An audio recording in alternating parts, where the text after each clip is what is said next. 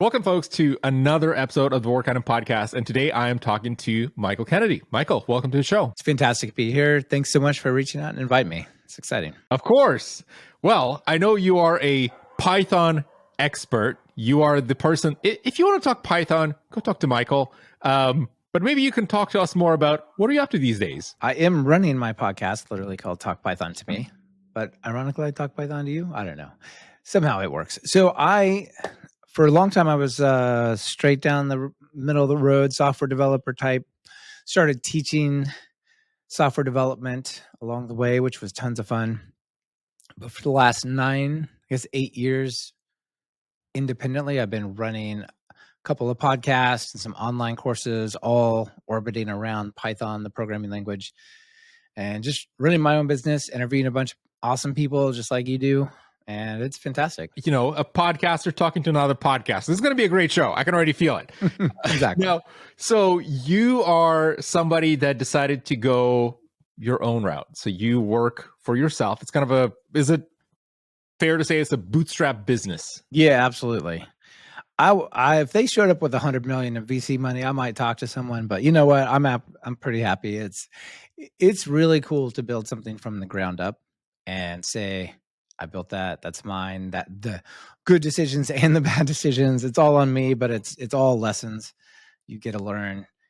And most of all, just the autonomy and the satisfaction, for me at least. I know for some other people it might come across as stress, but the satisfaction of having built something like that is just, it's awesome. It's like the freedom and the ability to do things that you enjoy and build things that you enjoy without having to basically be accountable to anybody but yourself. This is your business. And I still show up at work at 7 a.m.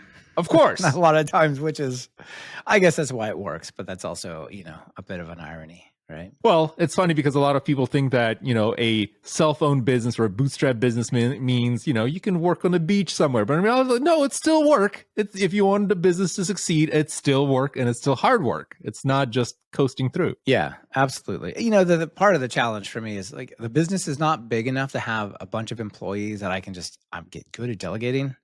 It's not that big, but it's plenty big enough to be a good job. And so there's a lot of little hats I wear temporarily, you might say, that I do things. So yeah, right now there's no chilling on the beach. It's real work, but it's real fun work. And, most importantly, you get a pick. Like I remember working at medium-sized companies, large companies, and you would get assigned a project and you just know like this thing is never going to see the light of day. Or if it does, 80% of the work you're putting into it is going to be tossed and it's going to be replaced when some objective or some goal changes. And it's crushing to say, I'm going to get up and work super hard with a team of people I really like to have the thing that we worked on for 6 months just go away. And, I'd always think if I were on my own, I wouldn't do it this way. I'd do that. And this would make a bigger difference. And I wouldn't do that. And when I got a chance to, I did. And it's really rewarding. I love that story. And now you've been somebody in the tech domain or tech field for more than 2 decades. That is a significant amount of time to build a lot of expertise. What bootstrapped your interest in technology? Like, where did it all start? I was always interested in computers, but I never thought that I would be good enough or smart enough to be a programmer. So I just kind of didn't go down that route. I was more on the engineering, math, science side of things, which I know it doesn't sound easier, but I was good at that. And then at one point, when I was getting into grad school, I had to learn programming so that I could work on some of my applied research projects. And I'm like, wait a minute. This is way more fun than what I've been doing. How do I do more of this, So it wasn't until I was in my 20s that I really started to focus on it. But then I dove in, bought a bunch of books, taught myself. I mean, think of that, books on paper, right? This is the 90s. So that's the internet just came into existence. Like the World Wide Web came into existence in 1993. So books were the way at the time, and just taught myself and, kind of just continued doing that for a long time. It's awesome. And so why Python? You're also a Python Software Foundation Fellow, which is its own thing I'd love to learn more about. But why Python? So that's not where I started. stepping back for people who maybe don't know, Python is a programming language. It's an easy to learn, easy to pick up, something of a hobbyist programming language that somehow has retained the ability to build really important things. So, for example, Instagram is built with Python. YouTube is built with Python, things like that. So it's not a toy language, but it starts out real much simpler than a lot of the programming languages. And I started with the hard ones. I started with languages like C++ and C# and even Fortran and others that I was made to learn I didn't really want to learn, but it was a graduation requirement, right? So I did that for a long time. And I just noticed around early 2010s, 2010, 2011, I was working at a company where we were teaching programming courses to professional software developers, right? And this was in person mostly, so we would travel around like, hey, Michael, you're going to London for a week and you're going to talk to these people at this bank about programming. All right, fun. And I noticed more and more people are just like, we really need to learn Python. I'm like, what are and also I went to a conference with a couple of friends of mine that I didn't see that often, and they were all using Python. Like this person, like, oh yeah, we're doing this thing in Python. I'm doing that thing in Python. I'm like, these guys are doing really cool stuff, and they're using this language that I don't know. Maybe I should branch out and not just know one thing in my career, but try. It was really a kind of a diversification thing at the beginning. I looked around and I saw a ton of interest in it, and then as I got more into it, I'm like, this is really neat. This is, it's an interesting community being open source. There's not like one big company or one big organization that controls it, not in a real sense. So it's kind of a place where you can just find the stuff that you're interested in. Are you interested in data science and graphics and that kind of stuff? You can go find a place over there. You could find a completely different one about building APIs and making websites click together and making mobile apps go and things like that. So it's really good in that there's just lots of little options all over the place. So if you like researching and playing with ideas, then it's endless. There's literally there's a place called the Python Package Index, or PyPI, which lets you get free and open source libraries. There's over 500,000 of them. And one of the real big problems of learning this stuff is like, there's 500,000 things. What should I even begin paying attention to? They each will take weeks to learn, And so now what, right? But if you like exploring that kind of stuff, it's like an endless opportunities there. And there's a lot of massive open source projects that run on Python. Like things that come to mind are TensorFlow, PyTorch. I work for Microsoft. We have a lot of Microsoft projects, like the Azure SDKs in Python. Like it's not a, hey, there's this little niche of things. Like it's a massive ecosystem of things that can get you where you need to go. Like I know for myself, I love to use Python for very obscure tasks that you wouldn't think that Python is useful for. Like one of the things is automating inserting CSV data in Excel files. It's one of those things where it's like, do I want to learn the XML format? No, I don't. But somebody wrote a Python package that does the entire they wrapped the native API in Python. It's super easy to use. It's literally a few lines of code and things just magically work inside a Jupyter notebook. It's amazing. It's very amazing. Yeah. And there's a bunch of things like that. I think you mentioned a lot of the machine learning and data science libraries there, which of any sort of technology space, that is the one where it's like, well, Python is the answer. What's the question? You know what I mean? That almost exactly right. It's really super extensively used over there. And it's not just pure Python, right? A lot of these things are kind of layers over high performance things, but a lot of people don't want to touch that stuff. They want to work with the easy version. But what's really interesting about that side of that whole world is there are many people that come into Python with an incredibly partial understanding of what it even is. I was told if I write these 5 things in a file, I get an awesome picture of my data. I'm going to take the time to write the 5 things. I barely understand that. And I don't know functions, classes, whatever, right? All APIs or what, what do you call me?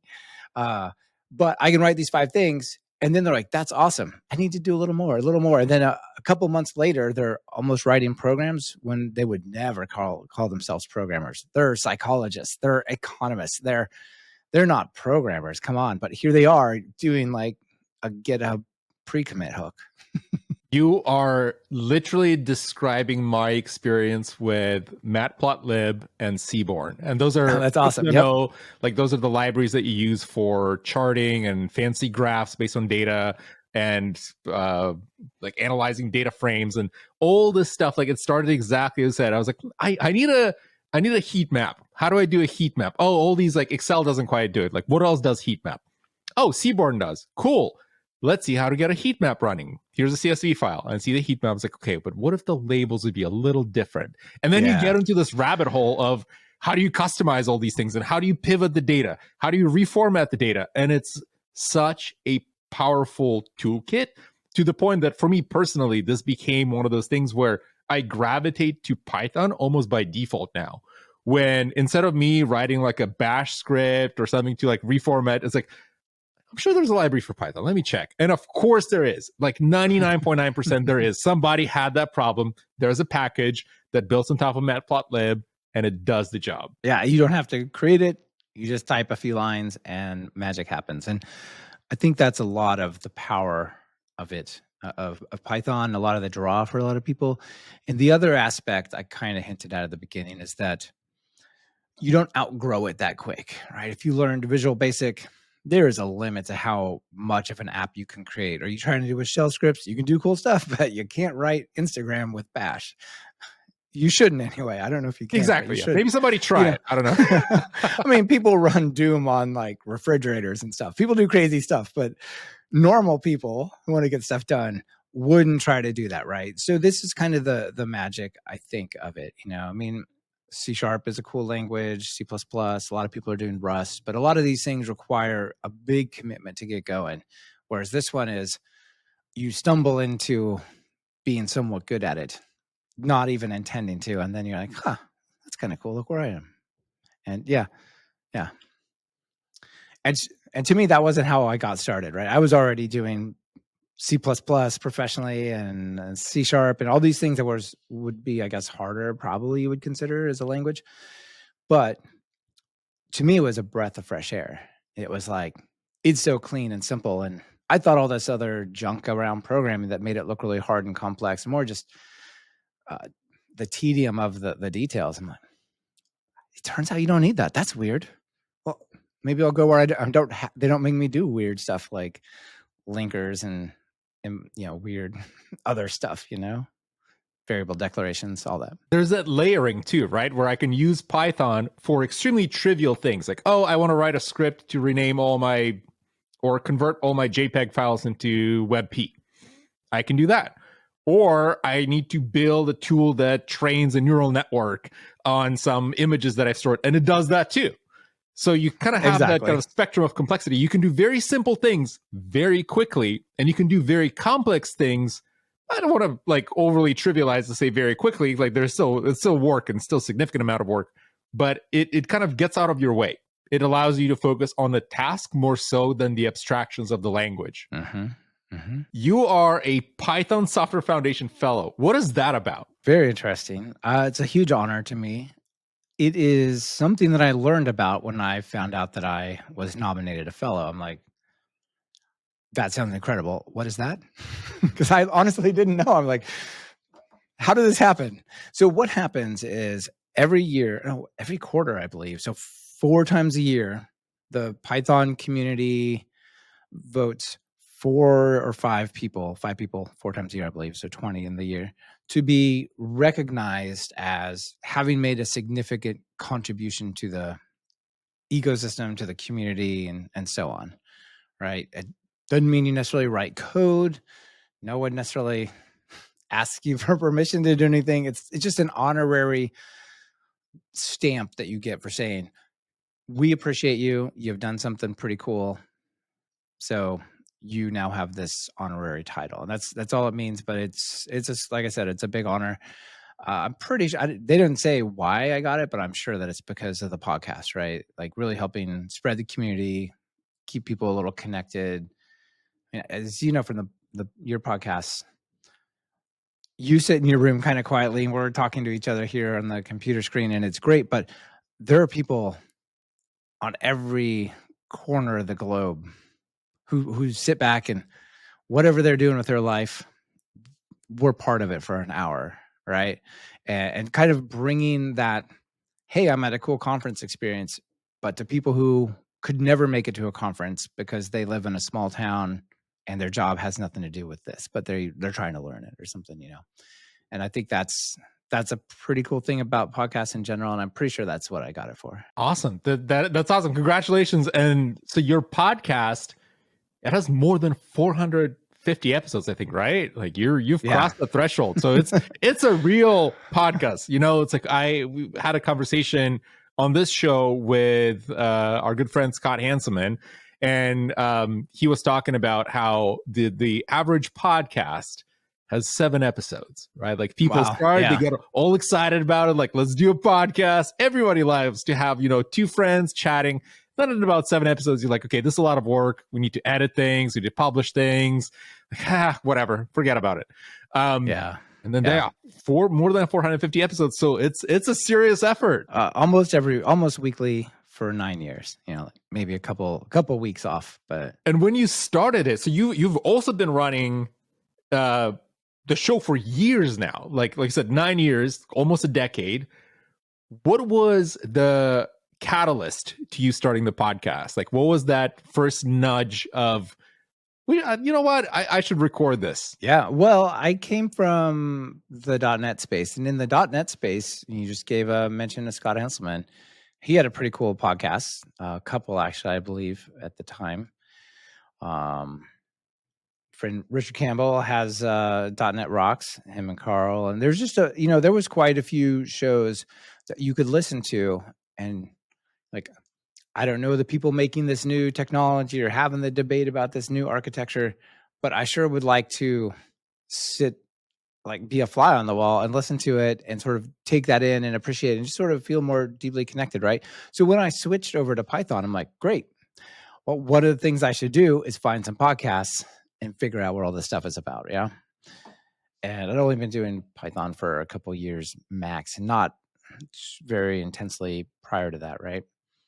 And so I looked around, and there were 0 podcasts. 0, not few, not great ones, none. I'm like, wow, what has happened? There had been a few, but they, like you pointed out, it's hard work, they shut down. And I'm like, well, if I want to hear these stories and be part of this community, maybe I'll just give it a try and see how it goes. And, I didn't expect much of it, but thought, well, hopefully people will appreciate it and don't make fun of me too much on the internet. And here we go. And that was 9 years ago. And 9 years ago, and up to this day, still going strong. New episodes are released. And not only that, but you've decided to almost, I want to say, build your own business around kind of the podcast and the Python educational space. What was the nudge to do that instead of working a more traditional job, as most folks would choose, and especially with Python knowledge, I'm sure there is a high demand for Python experts, right? Like, it's not, again, it's not an obscure language. What was your personal motivation for saying, you know what, I'll do it myself the way I want to? There's probably a couple factors. As I said before, previously, I was working doing training for software developers in Python, also in .NET. And what I would do is I would get on a plane and I would fly halfway across the country, or fly to Beijing, or fly to Europe, spend a week with 8 people, teach them some awesome stuff, and start over the next week or the next month or whatever. Show up. Hello again. You don't know me. My name's Michael. We're going to talk about the same stuff I did over there, but with you guys. And I was just thinking, like, isn't there a way you can have more of an impact than, spending so much time and energy to share a story with, 10 or 20 people and then start over again, have the, real permanence. So I thought, with the podcasts, that's a way to kind of make something that people can come back to. And just with the listeners of the podcasts, and thinking about how video courses were really starting to come on strong around that time. It's like, I know how to make videos. I know how to teach courses. you would think, kind of like podcasts, friends know how to talk, it should be easy. You would think, oh, I can make video courses. And technically, yes, but it's a lot of work, it's months of work or whatever. But still, I really enjoyed it. And it was mostly just, could I put the same amount of time and energy or even more into it, but actually reach 100 people, 1,000 people, 10,000 people, rather than 5 or 8. You know what I mean? Let's give that a try. And I already quit my job, so there's nothing holding me back. Let's go. I actually launched it on Kickstarter of all things, the first course. How did that go? It was amazing. It funded in 2 hours. Wow. Yeah. And then went on from there. So it was really good. This is at the height of Kickstarter, by the way. I know Kickstarter is kind of like not, there were documentaries about how it was going to change the world and stuff around this time, right? So this is kind of a pretty obvious thing to do. So there's a good degree of luck and timing, but also you had a product that the market was in need of at the time. Yeah. Yeah. But one of my fundamental beliefs is that a lot of people who teach, I'm not thinking of anyone at all, although slightly thinking of university professors, they feel like, if I'm going to tell you, here's the thing, what I got to do is I have to show every little building block that there could possibly be to kind of build up into it. Like, I want to show you how to do integration. So you're going to start calculus here. And then about halfway through next year, we'll be able to tell you what that is. You're like, what? Really? Is there no way that I could learn this sooner? Like, and the reason I think college can get away with it is you have a captive audience, right? They've got requirements and they're there for 16 weeks or whatever. But in online courses, you don't. And in maybe in-person teaching, you don't so much. I feel like you need to present stuff in a way that motivates people and gives them quick wins of what they're actually interested in. And then kind of, okay, now why is that working? Let's build it. Let's dig a little deeper so you have an understanding, kind of like the reverse of a lot of college courses. And when I looked around, I saw a lot of people saying, first, we'll talk about loops. Then we'll talk about functions. So we'll talk about classes. Like, nobody wants to know that. What they want to know is how to build cool stuff. So what can we do really quickly to build fun little things? And then take a step back and go, what do you need to make this happen now that we did, right? And so my first course was called Python Jumpstart by Building 10 Apps. And the whole idea was show you a cool little thing you built and actually build it and then backfill the information so you can understand it. Because I think that that's how people, when given a choice, would rather learn. I really like that approach, mostly because thinking back at my college days, those were the worst courses where you're like, let me teach you linear algebra. And then you go through all this theory and you're like, but how do I actually, where do I use this? And like, you'll use it eventually. But for what? When you get into quantum mechanics, you're going to need this. But I'm not even going to take that. What is this about? Exactly. And not until I started digging through PyTorch, where I started looking at tensors and all that fun stuff, it started clicking with me. It's like, oh, this is where I can apply some of the stuff. Let me go revise this. And that's exactly as you described. Now that I encounter concepts, these instantiation of concepts, I start thinking okay, let me backfill, what do I need to, matrices. Okay, matrix operations. How do I go and do that? Right. But until you do that, all this theory is useless. And what you're describing is that value of a good educator that is able to provide you with that context of here's how to get the job done. And let me explain how this works is immense, because the vast majority of educators are not like that. It's more let me teach you the theory, but the theory without application is kind of useless. Yeah. Here are the building blocks. I just want to know what the building first. Can we start there? And I love your approach too, to also scaling yourself of what you're describing. There's only so many conferences you can go in a year. There's only so many talks you can give at a university versus go listen to my show and I'll explain it to you. Everything is there for anybody, for millions of people, for the entire world, basically. Yeah, even 5 years later. Even 5 years later. The one thing. Yeah, exactly.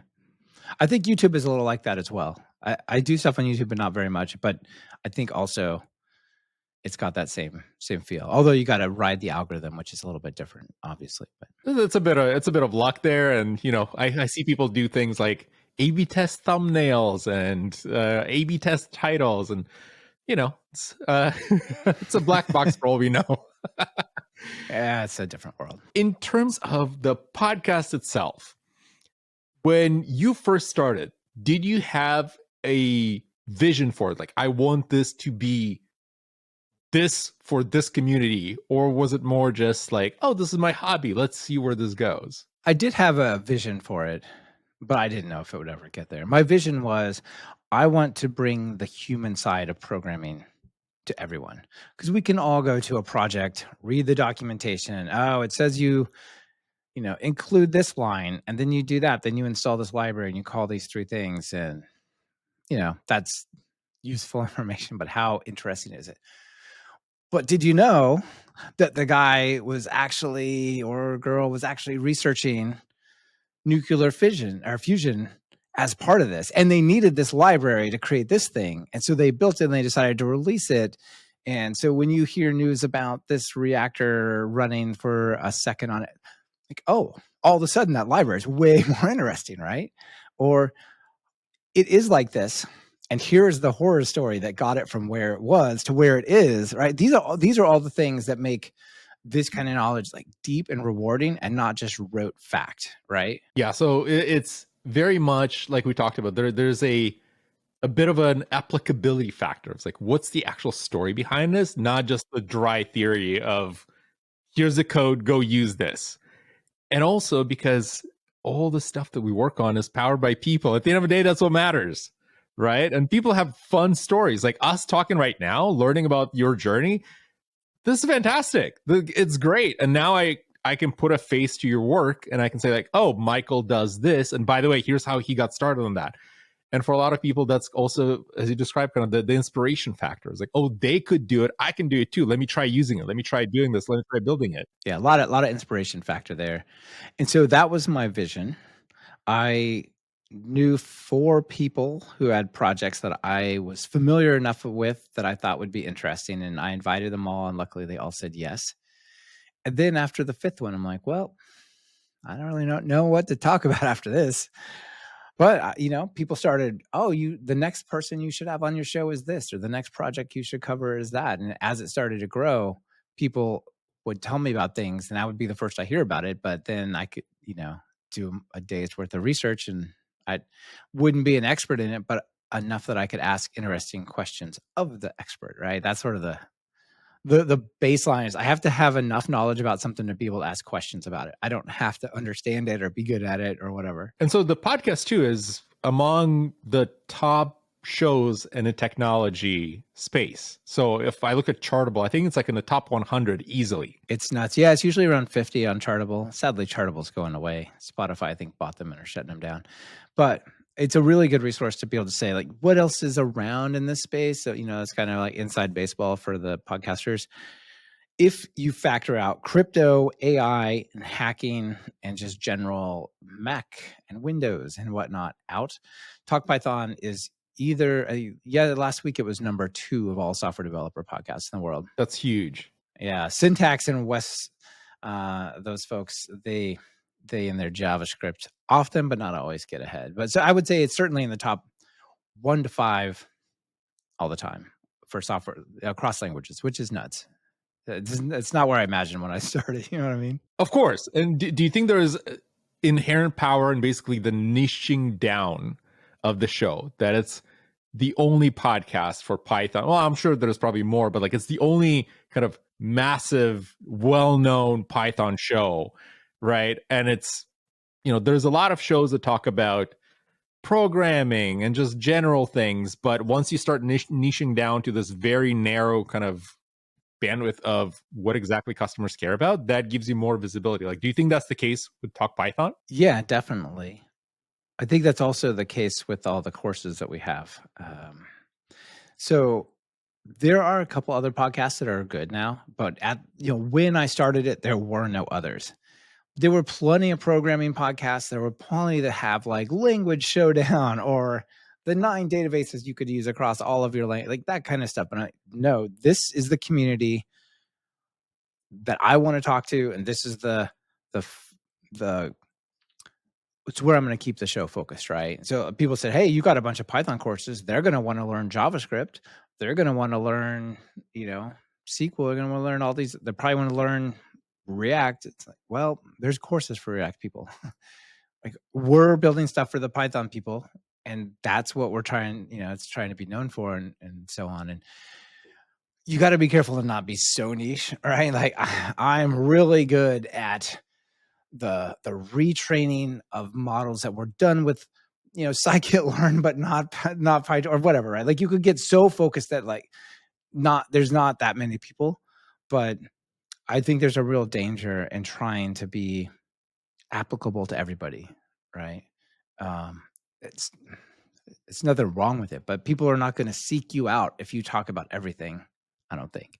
I think they're going to seek you out if you talk about the thing that they're interested in. And right, so the balance is make that big enough that enough people care about it, but not so big that it loses focus. So it's better to have a Python podcast than, let's say, a Fortran podcast or COBOL. Yes, that's true. Also, I think what you're talking about is market saturation, right? If you think about specific niches, even if it's a slightly broader niche like Python or another language ecosystem, it's probably easier to find your footing than saying, oh, I have a general technology podcast. Because if you look at the space, like how many general, like you look at Vergecast and there's like all sorts of podcasts that kind of talk about like, here's all things, gadgets, software, hardware. And it's going to be insanely harder to break into that space and be successful because there's so much more to choose from for a customer, and you get lost in the sea of things versus I'm looking for a Python trusted voice. Here's the top 5 podcasts, right? It's like, even if you're number 4 or 5, you probably get an evaluation, but there's hundreds of programming podcasts that are worth considering, like how far are people going to, go down that list? Not far. And I think the more general it gets, the more you have to lean on the cult of personality and celebrity a little bit, which if you don't have that is seriously hard, for sure. Not saying that I do. I think I got through the niche side of things. But if you just wanted to have just a podcast, like Barack Obama can have a podcast and people are going to show up. If I just have one on like this state of whatever, like people are not going to show up. We're just going to find a way to invite Barack Obama on the show. That's it. Honestly, this was my, not trick, but this was one of my paths to making the podcast popular. Is I started out with a couple hundred Twitter followers or something silly, right? Which is not much. But I could have the show and I could invite people who had 50,000 or who had a really big, well-known project. And they won't listen to the podcast for me because who is this random dude? But they'll listen because of the person I invited, right? And so it wasn't a criteria, but I would try to invite people I thought, okay, that's a popular project or that's a popular software developer, mostly because if it's popular, people want to hear about it, or the person is popular, like a lot of people would know and know what they're going to get into and be interested. But also, if they would share their episode, that would massively amplify things in the beginning, right? Not share the podcast because it's amazing, just share their conversation. And that really helped. See, now the role is reversed. I have you on the show. People listening to this like, who's this random guy? Hey, is that the Talk Python guy who's talking to me? Yeah, that's cool. So yeah, it's crazy world. Cult of personality kind of changes a little bit. But now, do you think that the podcast itself is a reinforcing engine for your business now? Is 100%. It like it basically it acts as a core component to it, not necessarily just something you do on the side? Yeah, absolutely. It on 2 levels. One, it is itself a product of the business in a sense. Like we are sold out of advertisement this year on the podcast, even though we have 2 ads per show. And, I think I literally just sold the last 2 spots out till January yesterday, right? So that itself is a business and that's really good. But, all of those companies come to me and say, we really need to reach this audience and we would love to work with you to just help spread the word about our new SaaS product, our new API, our new model, our new whatever, our new editor. I can just put my ads in there. I can just talk about the stuff that I need to spread the word for, and it doesn't cost any extra effort or time really. And so it's a pretty unfair advantage in that I can just say, hey everyone, before we talk to the folks, we got a new course. Here's what it's about. It's awesome. You should try it. It's a self-reinforcing loop. Yeah, that's super nice. Yeah. You also chose to pursue the path of a business that's let's call it like service based, right? Like you're offering courses, it's the podcast. Folks that usually build an expertise in a specific domain, be it machine learning or data analysis or anything like that, um, tend to steer to things like consulting. Oh, you can hire me as a vendor for a company. I'll show you how to do X, Y, and Z, and then I'm going to move on and do the next thing. You decided to do almost, for an overly reductive way of saying, like SaaS, right? Like Yeah, you yeah, really, yeah, a little bit. yeah.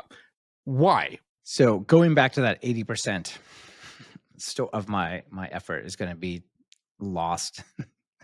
That's a real story. Um, one of the things I really tried to focus on then, and I'd written tons of software. I'd been a full-time software developer. I knew I'd done some consulting. I know what that was like. What I wanted to do is try to create the most value for things for people in the community and for folks who are interested in whatever I was doing. And in order to do that, I felt like you really have to stop trading time for money. How can you create something that it itself has value if you're not just showing up for 8 hours a day, right? Consulting's awesome, but if I don't show up next week, that's it. Yeah, you get no money. Right. You get no money. And that's fine. You get paid well as a consultant. So maybe it's no big deal. You save up some money, you work some, you don't work some. But I wanted to take a shot at building something that had its own independent value that people could appreciate and didn't require me to be constantly putting money into it. And that's not the 4-hour work week. That's not the passive income thing. I mean, like I said, I work all the time. I work super hard on this stuff, but I don't keep working on the same thing. I'm working on something new next time. You know what I mean? Like that's adding to the thing that could have value, not like just keeping it going stopping it from going to zero, that sort of thing. Right. So that, for better or worse, that was one of the things I really wanted to try. Is there a way that I can create something that itself has value that is not directly tied to my time, even though obviously it takes a lot of time to build it, What were some unexpected obstacles that you learn about as you were building out the business? Video hosting is a challenge, right? A lot of the systems out there built for helping you deliver video to different places assume that you just want to give it away. It's like YouTube style, or it's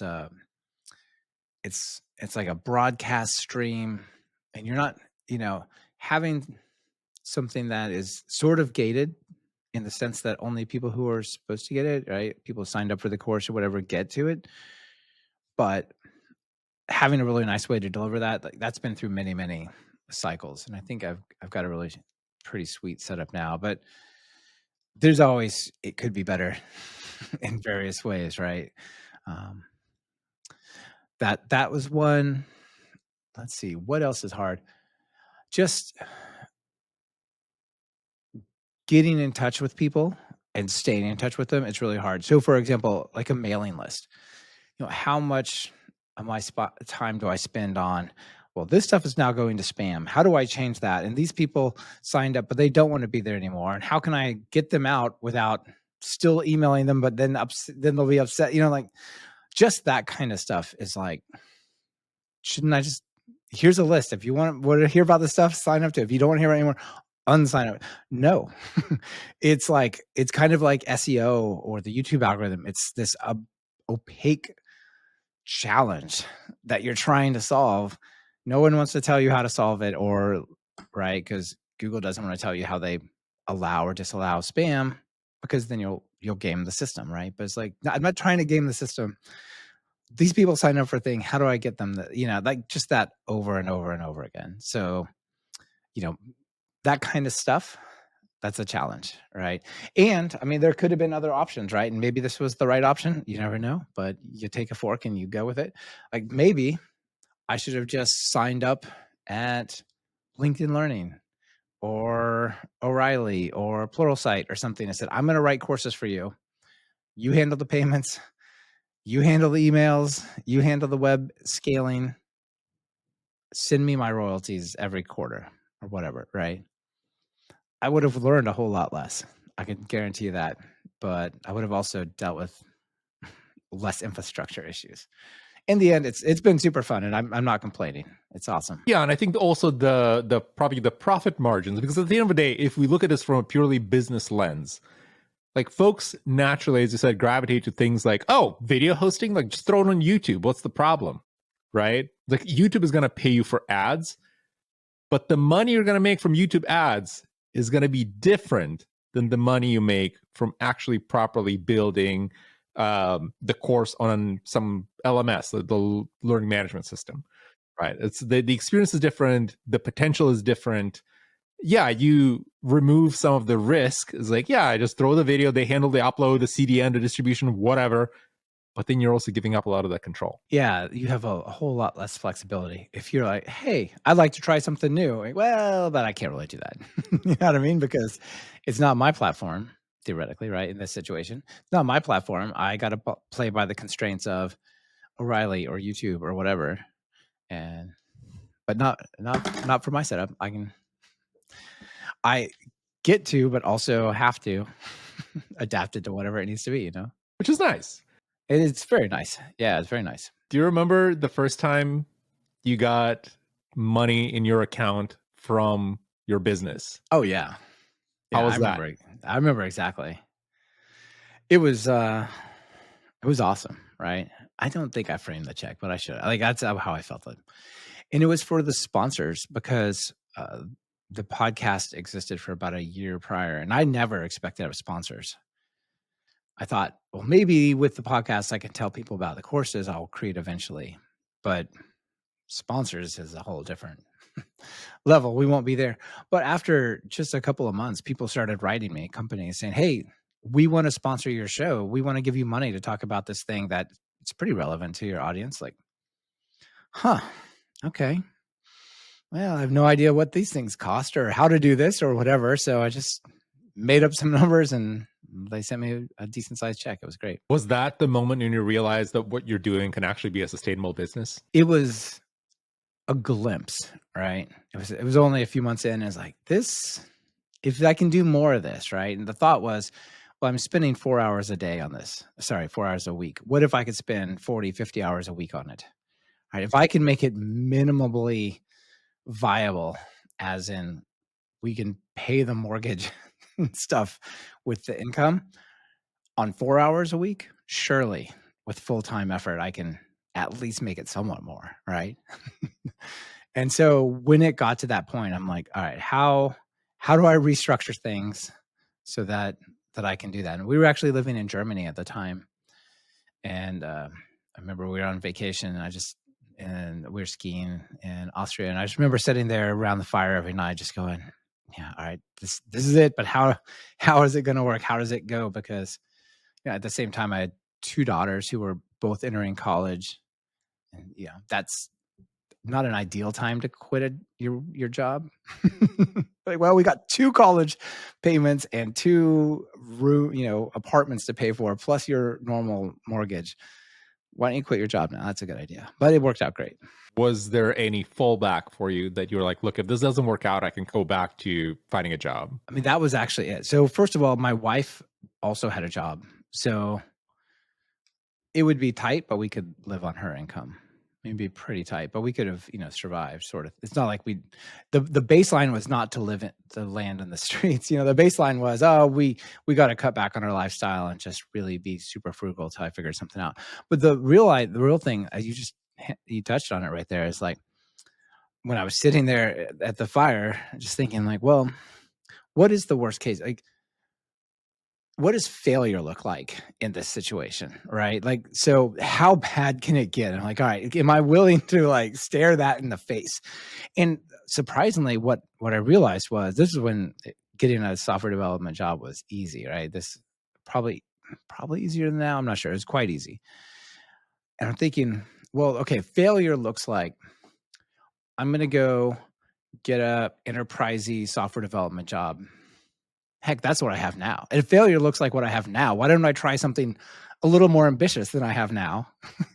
And maybe I won't have a sweet work from home gig, and maybe I won't make as much money because I was at a pretty decent level when I got acqui-hired over to this company and so on. But it's still, failure is kind of like what you're doing now. And when you see that, you're like, well, I don't want to keep failing. I mean, it's not failing, but I don't want to keep that up. Like, let's try something. You know, you only live once. And here you are. Yeah. And here I am talking to you on the podcast. So crazy. When a lot of, well, aspiring entrepreneurs want to start their business, usually the advice that we hear is start on the side for your main job, right? Like you're working at whatever corporate job, you're working in an office, but come home nights and weekends, you can build something out. And then once it picks up traction, you can go and do that. Was that journey different for you? Because it sounds like you were more like a kind of a hard cut transition. It's like, okay. Yeah. Well, I didn't have a choice. So the company that I was working for didn't exactly do the same thing that I wanted to do, but it was a software and IT developer education company. So there was no way that I could go work on courses in my spare time and then go back to work. They'd be like, this is a conflict of interest. Like double dipping. Yeah. Yeah, exactly. And I'm like, okay, there's all sorts of badness is going to come from this. I'm not doing that. So what can I do? So the question became, what can I do so that if I quit, I know that the stage has been set pretty well and I have a pretty good chance of it being okay. So it was, well, I already been doing the podcast before I had moved to this other company, and they acknowledged like, look, you can keep doing that on your own time. Awesome. So I could keep growing an audience and trust with the community in that way. You could build up a mailing list of people who you'll contact, right? Hey, guess what? The Kickstarter is this thing I'm doing. Please come help me. I know, like, right? There's someone in the void who will hear those messages when you send them out. And so my course of action for the next couple months was, how do I continue to sort of fertilize the garden so that when it's time to go, it's not just like, where's the water? Where's the, it's ready to go. Right. So I thought a lot about the different kind of courses I could write. I had built up the podcast. I had built up a mailing list. I had worked on social. I had done as much as I could to be ready, but just there was no way I could do that as a side hustle unless it was absolutely secret. And I wasn't willing to, it just wasn't worth it. Right. I'm just like, and I'll just get another job if I have to, but I'm not going to like get into a legal battle with this big company that I was working for. Because they're like, these are our courses, right? Like, nope, I did that after I quit, So I think that that's really important to think about. And you also got to just sleep at night, right? You've got to not just wake up in a cold sweat that like you're going to get a call from a lawyer or something terrible like that, right? And especially because a lot of these terms are pretty like draconian. Like if like it's basically like now the work that you've put in it is entirely their property. And then it's like you poured so much effort into it, you put so much kind of love for the community, and now it's just going to be taken away because of some legal constraint. That's ridiculous. Yeah, exactly. So you don't want to mess with that. And so that's why I didn't do it on the side. I think it's pretty good advice to say like build it up on the side, but it really depends on what does that mean, right? Are you trying to create an open source project that will become the next Django that you could somehow leverage into a job, right? Into some sort of support role, right? That you might be able to do on the side, right? Because it's already GPL or MIT or like, what more could they do, right? As long as the company's like, yes, you can work on this open source project, we don't care. I think there's paths that you could go down. There's tons of education that you can do, right? It's like, I might take a class on marketing because marketing and audience and reach and all of that stuff, it's super hard. and it's often, if you have the skills to build a thing, you don't have the skills to, build up a good community of people through interesting marketing things. Like your social media game is probably not that strong. I know there are some people for whom it is, but most people not. And so there's a lot of things that you can do to prepare yourself that are not, I'm going to build it on the side until it absolutely takes off. But then on the flip side, I know not many people listening probably have this problem, but you'll see headlines like, this woman who created this thing, it now makes $50,000 a month as her side hustle. I'm like, if you're making $50,000 a month on a thing, that shouldn't be a side hustle. You should just stop whatever you're doing for 4,000 a month and go focus on that, right? Just it's like, why? I don't know. It's just probably dramatic headlines, right? So you could wait too long, I guess, is what I'm saying. But for the most part, think about what you can do to prepare yourself to set the groundwork in ways that are not violating your employment agreements or going to get you in trouble or anything like that, right? For example, like you could start speaking at conferences around the thing that you're interested in potentially, right? Just to build up a little, both people get to know you and trust you, but also you can start spending more time in those communities to be better prepared to understand what they really need, right? And what else is out there. And I think there's stuff you can do. Um, just quitting your job and then opening up a sheet of paper and starting to think about your idea, that's probably a little risky. I wouldn't recommend that. Especially in this market. Yeah, going backwards is harder, yes. I 100% agree with you, especially because for things that are non-conflict of interest, like there's a myriad of things you can do. You could start a podcast, you could start blogging, you could start putting together courses, you could start talk to potential customers and reach out to them, if you're interested in idea X. Now, caveat, don't go be talking to your corporate customers and then come back and be like, now I got insights for my product. That's you're gonna get fired for that and gonna get a lot of legal trouble. But for things like, oh, I'm interested in product, reaching out to folks on LinkedIn, reaching out to them through other means and learning, like there's so much you can do to set that foundation without crossing any red lines. Yeah, I agree. For you, because you do so much, how do you balance the time between podcast and course writing and kind of managing the tactical and operational side of the business? Like that's a lot. How do you scale? It is a lot. Yeah. I have the podcast. I have another podcast. It's a news one called Python Bytes as well that I do.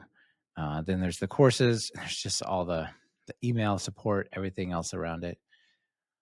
The marketing stuff that no one sees, right? The little SEO things you try just to see, and no one notices them unless hopefully Google or Bing and DuckDuckGo and do. But it's tricky. I would say there's certain things that have to happen and there's certain things that it's good to have happen, right? Like the podcast, the spice must flow, right? Every week it has to ship an episode. And so there's different ways you can go about it. Like I've recorded 4 or 5 episodes in 1 week and powered through that and then spent the other 3 weeks working on courses and other stuff, or I've done them sort of more slowly. But I basically work on the stuff that has to get done because it has to get done, right? The podcast's got to be recorded and shipped. Sponsors got to be dealt with or interacted with. And, we need this image from you and that link from you. And because we're trying to keep this thing going. So all those things are keeping it going. And then on top of that, I try to split my time between new courses and just growth techniques, right? I've been doing a lot of, we should be better in search. What can I do to the website?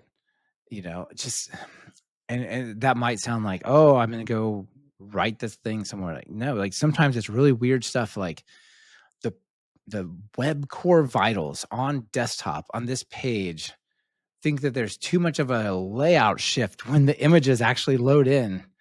So it's downvoting you on Google. But when you look at it, it looks like the page is instant. You're like, what do I need to do? I can't make it faster than 200 milliseconds. And you say it takes 5, there's just these little, like, okay, how do I engineer this thing so that the page doesn't move so that it'll be not downvoted in Google? I don't know. Like there's a ton of that stuff that nobody sees that, Operational items, right? Like that. Exactly. Keep the business running. Yeah. Is there, like a life hack to it? Yeah. To make sure that, like, do you apply a specific framework to balancing your time? Like short of kind of, as you said, batching things up where you put like, you know what?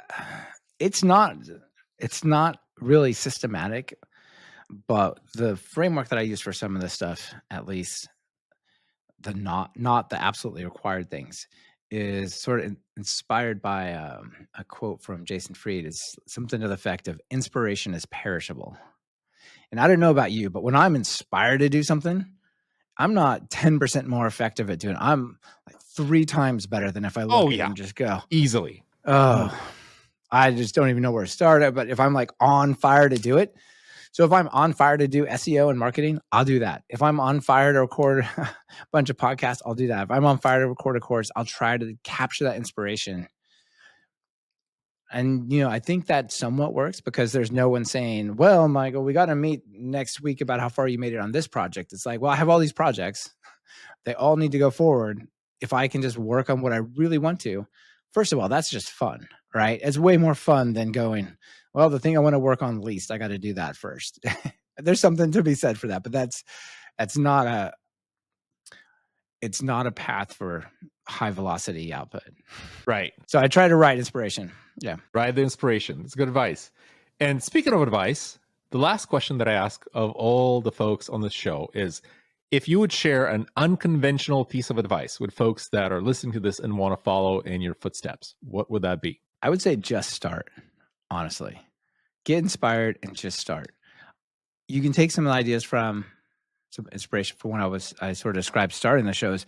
I knew 4 to 5 things I could have for the podcast, 4 or 5 topics and people.